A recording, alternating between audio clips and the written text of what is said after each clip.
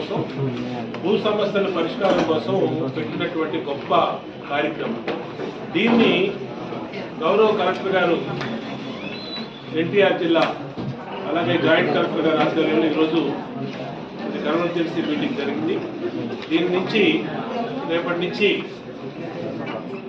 జనవరి 8వ తారీఖు వరకు ప్రతి గ్రామంలో పెద్ద ఎత్తున భూ వివాదాలు లేనటువంటి గ్రామాలుగా తీర్చిదిద్దడానికి మరి అవకాశం కల్పిస్తుంది ప్రభుత్వం.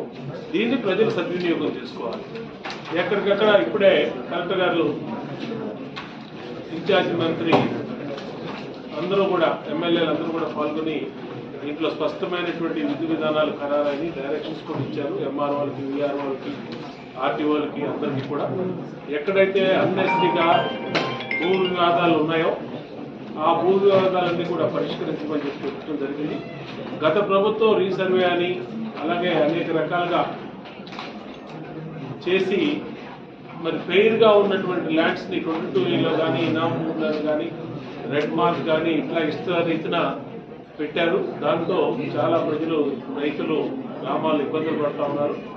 ఆ ఇబ్బందులను తొలగించడానికే ఈ కార్యక్రమం.